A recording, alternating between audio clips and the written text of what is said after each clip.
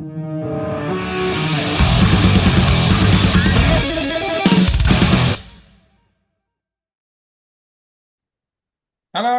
Good morning, mate. How are Good you? morning. Yes, my gosh, I appreciate it. I was like at the park with my kids working on lyrics for this new project, and I'm like, we gotta go. We can't be late. The guy woke up at 4 o'clock in the morning to talk to me. Yeah. I'm here. I'll get going. I'll get I going. But appreciate it. Thank you. that's all right, man. No, I'm glad we could finally do this, dude. I was like, Yeah. Well, I've been following you. Well, when you have a podcast, you check out all the other podcasts. oh man, that means a lot, dude. Because I'm a big fan of what you do with musical Oh, and thank you. the podcast. So yeah, that's really cool. So you day off today, hanging with the kids. Was that what it was? I only work on Fridays when I'm not on tour. So, and we have the kids there over the summer, so just hanging out. Went to the park. Put the deadline that I need to start working on lyrics today, and here I am. I did lyrics today, so that's a good step. That is cool, man. That is cool. But Yeah, man, of course, first off, what the hell am I talking about? early for you. It's early. I know. Haven't this hasn't got coffee in it. It's just water. Um, huge congrats on this new Cryptopsy album, man. An Insatiable Violence. It's absolutely crushing. I love it. I've been cranking it. Well, Uh, thank you. Smash the billboards as well. Like it's It been was cool. Yeah, we have zero expectations always, It just like when we won the Juno, we can only just live in the moment and try to think that we did our best. We just were tracking vocals. I tracked vocals at Chris's house. I lived there for like a week. Right before Christmas, I wrapped up all the vocals for An Insatiable Violence, and we were like finished, or we had a few songs left. And I remember Chris being like, "Is this good? But is it good? Is it better than the last? Is it good?" Because we're just so close to it. So we're just happy and grateful that it seems to be resonating with fans. We appreciate everyone that took the time to check it out. It's cool. The response has been nice. When you go from the Unspoken King to where I am now, it's nice. man. The vocal delivery on this thing is insane. Like you've Thank you. crushed Thank it. you. I was very lucky to tour as Gamora Burns as much as I did. I don't know if it's the same for you because I know you do vocals as well, is I don't practice at home. I don't practice. We don't jam because we're a band like that. Carnifex had said the same thing that Yeah. we rehearse before tours and that's it. Like there's no more. When I was in my first Montreal metal band, 3 Mile Scream, we would practice 3, 4 times a week. I think that's important when you're getting into it all, but once you get to the level that we are at, you cram Yes. before a tour. So luckily, I toured a lot as Gamora Burns, and I had opportunities to explore my voice a lot on stage, and we've had the same sound guy throughout the whole touring cycle, so that's always feels the same. We're on in-ears now. So I really just experimented with my voice, and Chris is always extremely difficult on all of us, and he's always been difficult on me, wanting me to scream deeper, wanting me to really push myself to do something interesting and extreme. So that's where like the extra lows came in on the record. He would be like, no, deeper. No, not standard, Matt. You got to do the deeper one. And then there was the struggle of trying to keep the articulation when I was diving into that lower register. And then the higher register stuff all came about because I'm doing a new project, which I'm tracking, which is I was writing lyrics for today or going over lyrics, honestly. Because I'm going into studio again in about 10 days.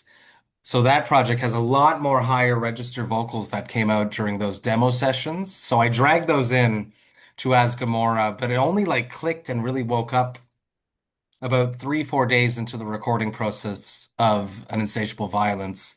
And then Chris was like, we got to go back and redo some of the other highs with this voice, which I'm glad we did because those crazy highs and Dead Eyes Replete were not like that. And it's a trust thing with Chris. I sit with him and I'm basically his vocal puppet. He takes my lyrics, places them musically into the song, creating all the patterns.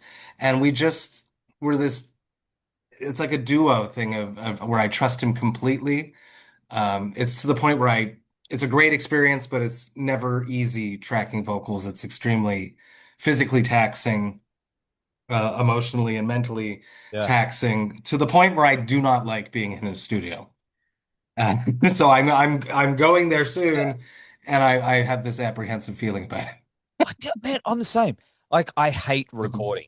Like I cannot. Mhm. Like it's for I'm me. excited to listen to it afterwards. Yeah. That's fun, Yeah. but the process of it is grueling. Yes. And Chris is great. Like we have a great symbiotic relationship Mm. of we bust each other's balls, and Yeah.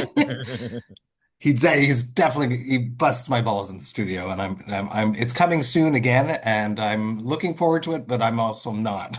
So exciting, but still challenging. So what's this other project that I you can't can't? overly talk about it too Okay. much. It's just I'm so into it because I was just working on it, Yeah. but it's with a all prominent musicians. Honestly, it's Okay.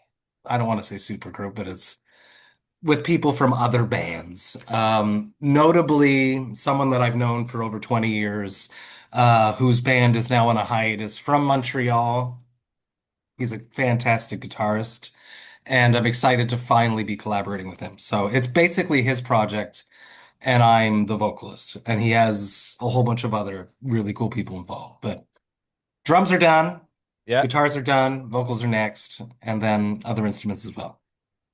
So I know you can't really talk about it too much, but is it something that's going to be a touring thing or is it just a studio project? It's just a studio project. Okay. I have so much on my plate with Cryptopsy, Yeah. touring wise, we tour 3, 4 months out of the year. I have two young kids. I like to Yeah. be here and see them grow. Not like intermittently just realize that they're big. I don't want to regret missing everything. So we've talked about festivals, and it was the same feeling from the leader of the band that when he left or his band went on hiatus, he was in a new phase of his life and didn't want to be touring as much as they did either. Mm. So that works out. So I'm excited to share more about it, but I can't yet. But when I do, I'll come back on the pod and we'll have a Yeah. chat about it. Yeah, I'm keen to hear about it, man. But Yeah, it is different than Cryptopsy. It's not extreme death metal. There's some clean okay. vocals. There's some much higher register of screaming. It's much more melodic. Some you could say mainstream, but it's still not because it's still extreme music, but still I'm very keen different. to A hear some. different hat. Yeah, man. You got to Yeah. explore that stuff sometimes, eh? Hmm. Yeah. But I what have to, yeah, because clean vocals and Cryptopsy just didn't work and will yes. never come back. We've got the same thing with ours. But with the, of with in-ears, of course, like Yeah. have you found that that also helped develop the lower register stuff and the higher register stuff because you can hear yourself better now, or is it something you struggle? I struggle with it still. Um, In ears or like wearing in ears? yeah, because like because I'm super deaf, believe it or not. Yeah. No, Doing I know. this, We're all deaf. Flo Muniz behind me. Yeah. yeah, man, and I have to turn the pack volume Hmm. up even when I'm recording. Like I blast Yeah. my ears for It's years. because we scream. I feel like for many, many years, I would be on stage with musicians' earplugs, Yeah. the molded earplugs, and I feel like it wasn't that much of a jump to go to the molded in-ear monitors. I just like the fact that I can always hear exactly what I want all the time. It's just perfectly there. And if, we've been doing a lot of direct support slots where the headliner won't strike their kit, which is understandable. And that means Flow is right up my ass. Uh, so I got like crash cymbals here, and Flo is a great drummer, and he hits really hard, and it's one of his strengths, one of his Yes. reasons that he's so amazing is that he can play this fast and hit this hard, but that also means that he's hitting hard right in my ears. So I feel like the in-ears have really helped me just be really on top of where I'm at in the song. There's moments like I'll feel like I messed up, or there's moments that I mess up. It happens. We're Yeah. human. And I'll be like, oh man, that was a disaster. But then I'll watch the video on YouTube like after the tour and I'll be like, oh, that's the night that I messed up this song. And because we're on the in-ears, I catch myself so much quicker that it's hardly noticeable, which is a great, great gift from this technology of just having exactly what we want in our ears, our own personal mixes. It's just wonderful. It was hard to get like the perfect molds. Once again, it's important for us to have really good molds, sound isolation, because flow hits just so hard, and we have no amps on stage anymore. It's just him basically making noise on stage. So it was really important for us to get the right molds, but once we found those, life has been really, really easy. And vocally, it's just nice to have everything right there, right where I want it in no matter what room, what city, what country I'm in, it always sounds the same. And that's the biggest gift, I think, as opposed to relying on crappy monitors that are blown out half the time. Yes. Do you still have a little bit of monitor just for that No, no, feel? no, no, we just keep Okay. it. I Most of the time we strike them. Or I'll keep one just because I like to put my foot up. It's a comfort thing. Yes, yes. It feels weird headbanging with both feet on the ground for some Yeah. reason. I don't know why. Anyways, I guess an ego riser is in my future, but just for comfort. Yeah, Yeah. because venues don't like when you put your foot on their monitor. They don't. No, no, but it is a comfort thing. I do Yeah. find that as well. But I find I still have to have a little bit of something just for the feel. I guess I'm not used to just having it all. It's so dry. Yeah, it takes a while to get used to, Yeah. but once now that we're there, it's we did so many shows with. I've done probably 250 shows with them since we got the unit. So It you'd be we pray to the in-ears gods that it works every night, and it has mostly consistently. There's been some issues, but we got through it.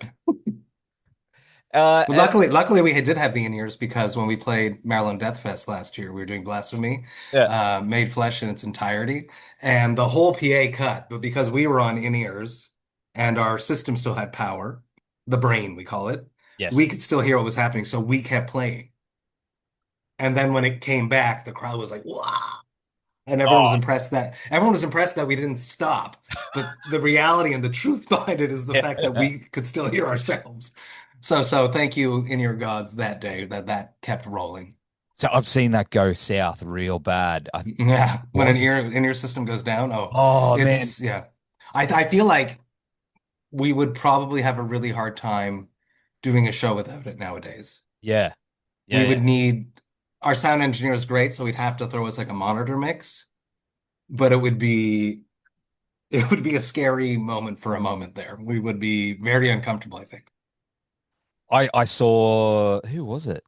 I think it was years ago. I saw Bullet for my Valentine at a festival up here in Brisbane. I was walking past and they started and they had the click coming out of Oh no, that's a our no. Yeah, sound.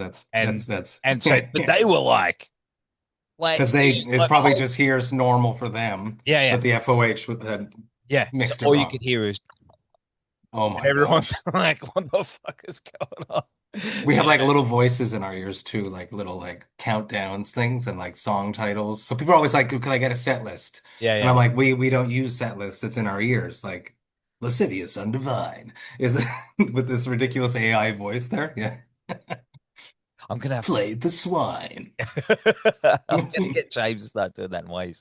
But It's super useful because you're like sometimes even if you play the set so many times, sometimes you're like, where are we at? Which or how many more songs we have? Because you're tired and hungover maybe or I sometimes stuff happens. yes. And I'm looking at the other guys going, I don't know. Yeah, I just wasted 10 minutes.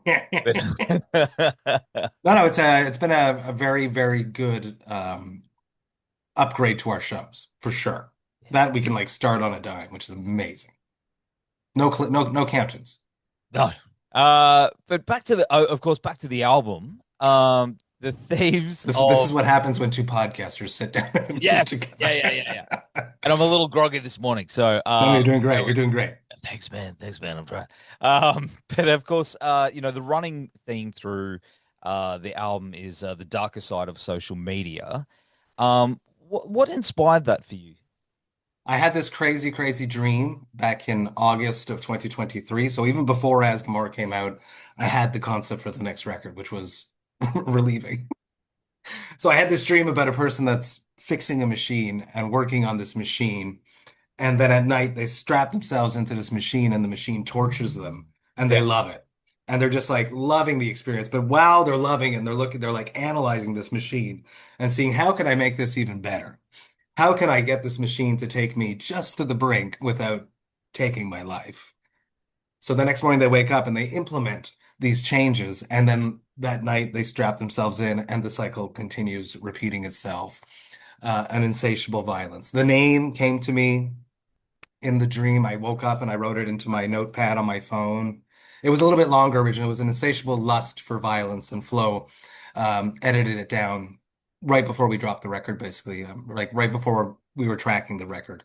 And it fit Mm. the vibe of the record, which is interesting that because it is an intensely violent and unrelenting record, just nonstop in your face until, you hit the second half and there's a little bit of reprieve, but even then, it never lasts very long for Cryptopsy. So it's basically, I took this metaphor of us, the human race. We are the person in my dream, and social media is the machine.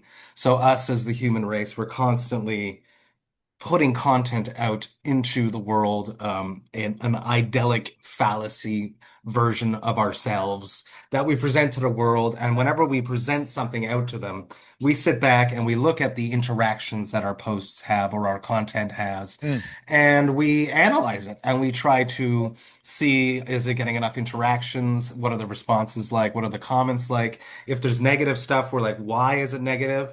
And then the next time we go and we put out new content or a new post or a new comment, we implement those changes and then the cycle continues. We're constantly trying to connect with people. We're trying to um, be relatable, trying to have these interactions where in all reality, it's just people's fallacy versions of themselves that are interacting until you actually meet someone face to face. But even then, you can argue that when you're meeting someone the first time, you can present an idyllic version of yourself there too. Mm. But eventually, over time, it's going to whittle down until you get to see the true person. That happens on tour, where like 2 weeks into a tour, like people actually like start behaving like themselves a little bit more. Talking about like between other bands, which is Yes. interesting when it happens, because at first everyone's on their best behavior. So I took all this concept and I applied it to the record, trying to find things that have happened to humanity, to human beings, negative aspects due to their interactions on social media. So there's like catfishing until there's nothing Mm. left is about catfishing. Yeah. There's child stars, specifically like YouTube content creators. I originally wrote it more so about just child actor, child stars, but as the record was evolving, it twisted much more into a YouTube content creator style child star where the parents are forcing their children to do this to reap the financial benefits. Then I watched this Yeah. crazy documentary on Netflix about this girl. I keep saying this and I never do the research to remember the poor girl's name. Anyways, her mom runs this like crazy thing where she has this like mansion in LA and there's a bunch of these YouTube kids that live in this mansion and they all shoot content all the time and it's super fun, but it really isn't because they're exhausted and they're not going to school and they're just being taken advantage of financially because it's like I guess Hollywood back in the 30s and stuff with child actors. There was no regulations, Mm. and that's what it's like now on YouTube. There's no regulations for child content creators. No one's making sure that these kids are actually going to school or learning anything. No one's making sure that they're not working 50 hours a day. No one's making sure that they could still be a kid, which is something Yeah. that is important for me as I'm an early childhood educator, so it's something that's always on the top of my mind. The future of children's humanity and kids allowed to be being kids, kids doing nothing. My kids are like, Dad, I'm bored. I'm like, good. I'm happy that you're bored. You're welcome. You shouldn't constantly be stimulated. It makes no sense. If like Newton was sitting underneath that tree and the apple hit him on the head while he was scrolling on his phone, he would have been annoyed and Yes. probably would have never, had that epiphany that gravity is a thing because he was sitting there bored and thinking about stuff. So that's what I want to give my kids. So other topics is like FOMO. It's a huge thing that is affecting us through social media. I don't know what happens to you there. Yes. We can use the podcast as a perfect, this is a perfect example. Um, when I would see you get like a huge guest. Yeah. My first reaction will be like jealousy. Like, how the hell did he get that? Blah, blah, blah. Yeah. Jealous. As opposed to if you and me were sitting down having a beer, you said, hey, Matt, I got, X artist on the podcast face to face. I would be like, happiness, pride for my friend doing something well. But when it's on the phone for some reason, it switches our reactions of how we Yeah. interpret how other people's success. So FOMO, I wrote a whole song about that. And then I wrote a song about online dating, which is something that I've never done. And I'm so happy that I never had to because I've been with my wife for over 20 years. But my coworker at work got a divorce and he started online dating and he would like tell me these stories. And he was just so sad that I wrote a whole song about that. And that's Our Great Deception. So lots of weird little things, strange stories. The voyeuristic side of the internet too, the fact that you can like find your high school friends that like you're friends with on Facebook because you have to accept or you did accept 30 years or 20 years ago or whatever, however, early 2007, let's say. And Yeah. now you can still go back and hunt, like stalk this person and see what they're up to and what they're doing just through pictures or their posts. Very voyeuristic, which is probably a little unhealthy, I think. And that's where the Nimbus Adoration song, which is about a mukbang gone wrong, but people just watching it and then their reaction to it. Man, it's all really scary stuff, especially Hmm. yeah, as you were saying about the YouTube stuff. Like my kids, my youngest kids, like they watch the YouTubes and they play Yeah. the Roblox, and I'm just like, what the hell are you even watching? Like That's I'm it. like, That's like the whole Roblox thing is I that's like the online video game thing, right? yeah, I personally really do not like Roblox. Okay. Um, I don't know enough about it. I know that I have like a friend whose son's super into it, yeah, but like my wife has told me because my wife reads a whole bunch of stuff, and she told me yeah, that there's kids that hire other kids to make video games for like very little, and they pay them in this Roblox money. yeah, So yeah, yeah, yeah. I could have written a whole song about that because that's just nasty and interesting too. So it's never ending. This As Gamora Burns was internet, social media based.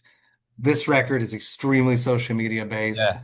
I feel like I've gone around it, but and then there's always something new that comes out. Like I didn't even touch AI on this record. I didn't touch this never-ending potential of this artificial intelligence creating stuff that's going to take everything away from us artists. But it's a tool that's going to be used.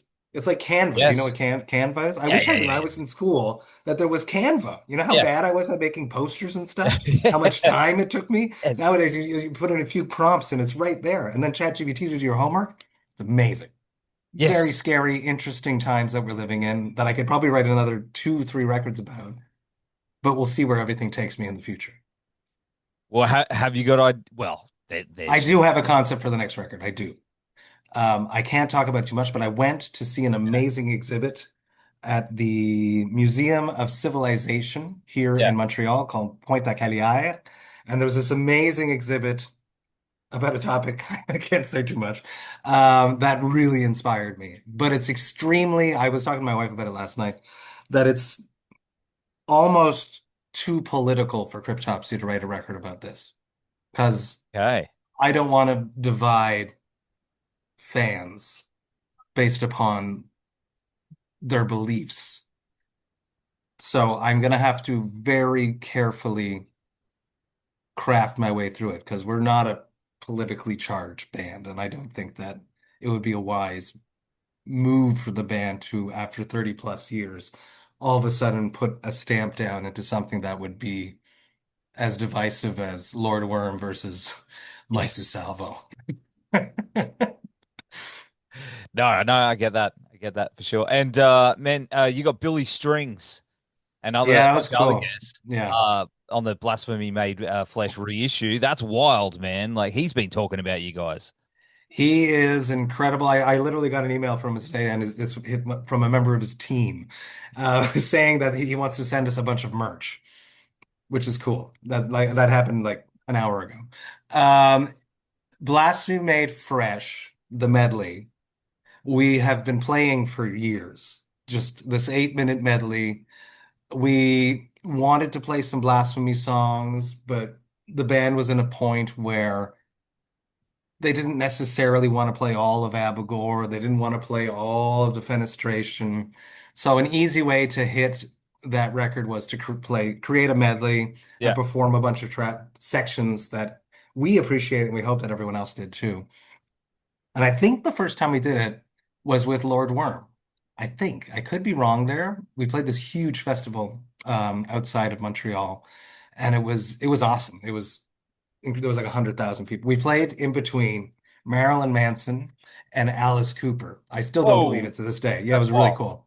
And then we played this medley that night too. It's on YouTube if people want to check it out. Um, so then we always had this in the back of our heads that it'd be cool to record it eventually.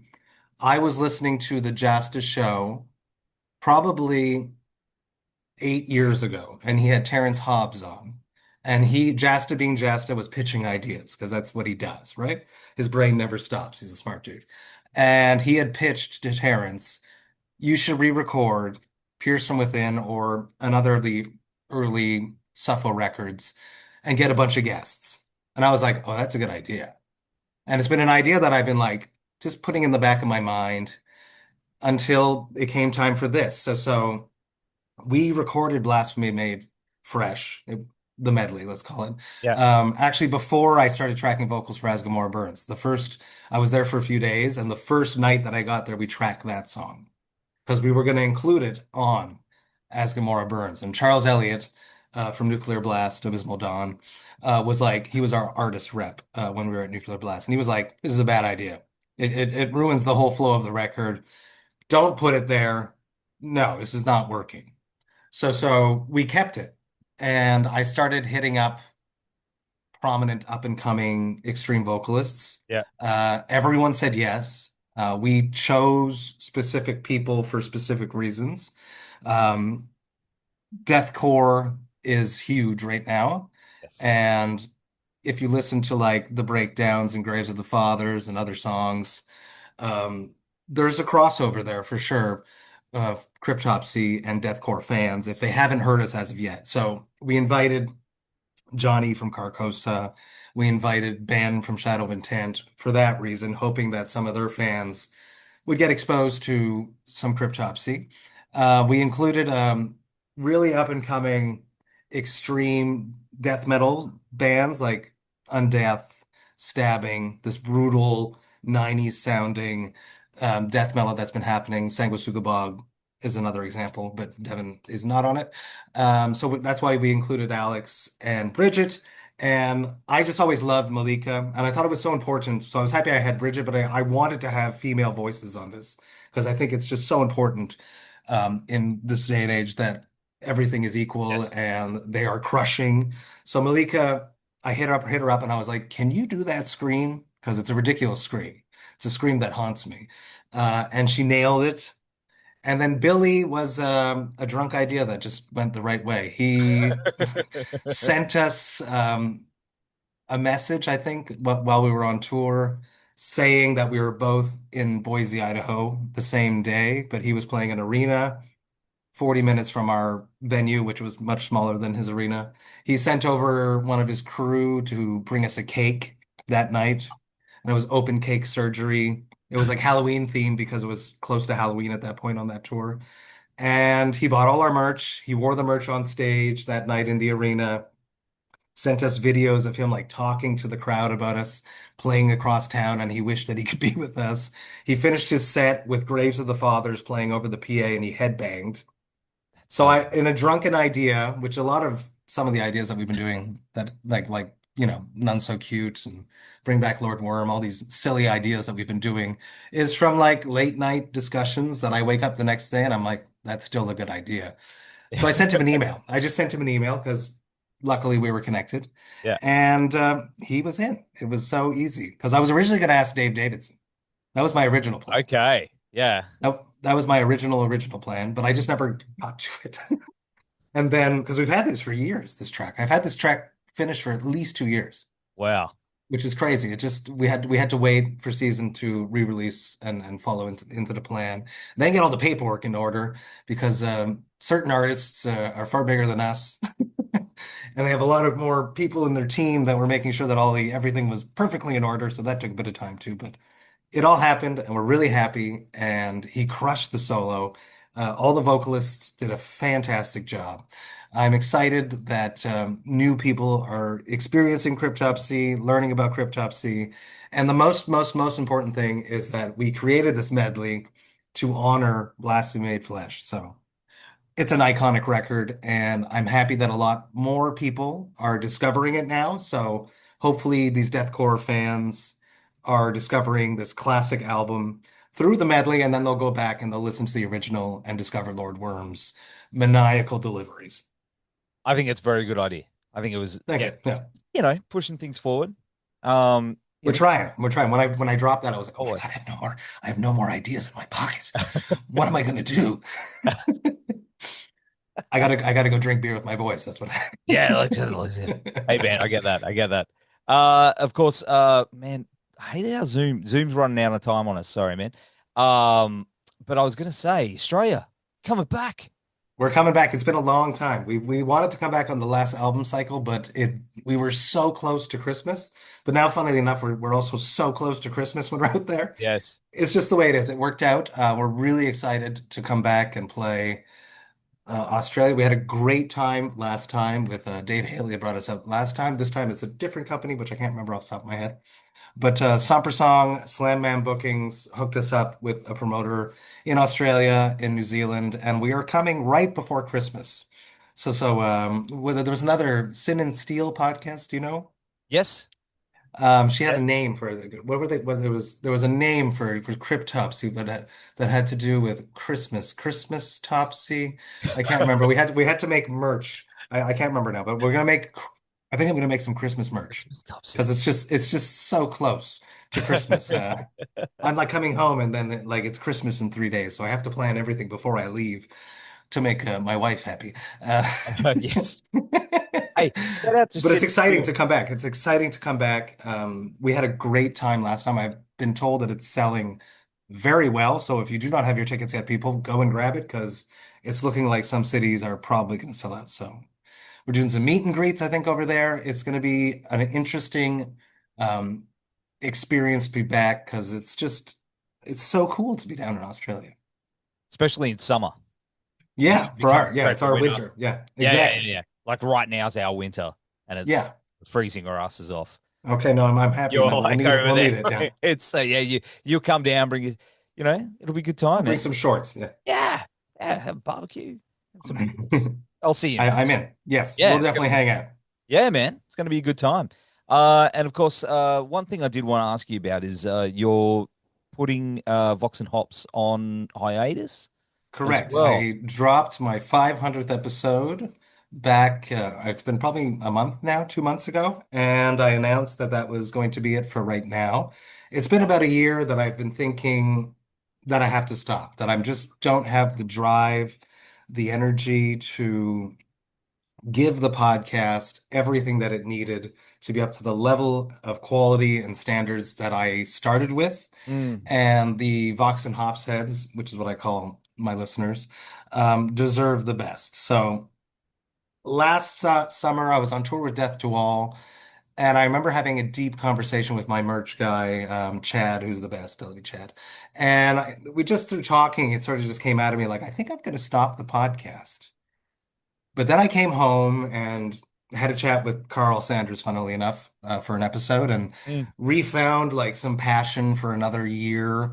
But then, like on tour, it was always when I was on tour that I was like, I don't want to do this work because running a podcast is a lot of work. Yes. Every episode, I've calculated basically from first contact to final post is approximately 7 hours work. So I honestly have not missed the podcast for 1 second yet since it's been gone. Not even for one moment. So the brand Vox and Hops is going to continue to live. It's me, right? Craft beer, metal is Yeah. everything I love. I have reviews still coming out through the review crew because they're wonderful. And I just don't have it in me to sit and do interviews anymore for this exact time, at this exact time being, and I'm doing so many interviews on the opposite side. Yes. I would just sit here forever if I was still making podcasts. So eventually I would like to come back, but if it does come back, I want to bring it back differently. I want to bring it back away from publicists. I love publicists. I love Will. I love my publicists. I love lots of publicists that I've worked with, but I don't want to have to promote stuff. I want to go back to what it was at the beginning, just me and a friend sitting down, drinking a beer and talking about life and metal and less serious trying to hit, like an album, got to Mm. promote this thing. I don't want to do that anymore. And I would like to make it face to face. So Garza's doing a great job.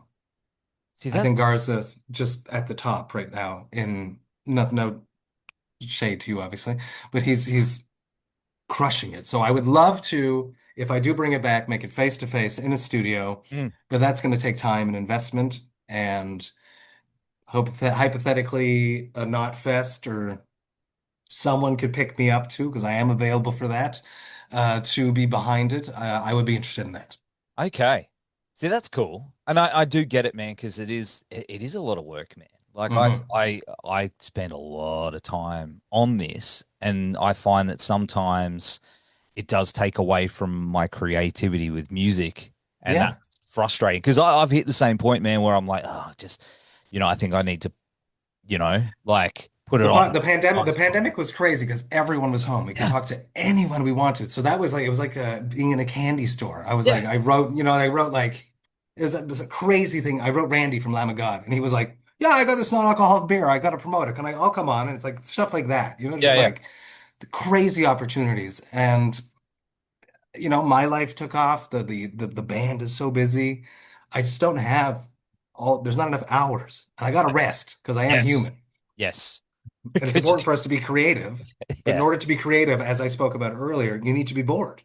And if you're yeah, constantly jumping from one thing to the other, juggling, because that's what I was doing. That's another thing that I felt too. I was giving everything that I could to everything, but I feel yes, like everything was a little bit less good than it needed to be. yeah, yeah. I feel that, man. I'm definitely feeling that right now. It's really hard to sort of keep it all going, but I We keep need people to help us. And that's it. And then there's people that I was like, yes, oh, I'll edit for you. And I'm like, yeah, but I'm not gonna let you yeah, yeah, because because like I don't trust you. You don't edit yeah, like me. yeah. And you like things a certain way. I don't know. You said, Yeah. well, like me, Yeah. where you like, I like it this way. I like this. And I said something really fucking stupid over And I here. want to I want to cut out. Yes, Yeah, exactly. Or I stuttered. Or I'm sure you've learned like I've learned there where if you stutter and stuff, you just stop and say the same thing again. And when you're editing, you're like, oh, there it is. And you cut it out and it's gone and it's just seamless. Yeah, we learn I've, over time. I've learned to I just leave things in. Like at the start when I was like, blah, blah, blah, man, I just let it roll now. I'm just like, Good. just people So know. I think Like, maybe I was over editing everything yeah, too. And it just takes so much time.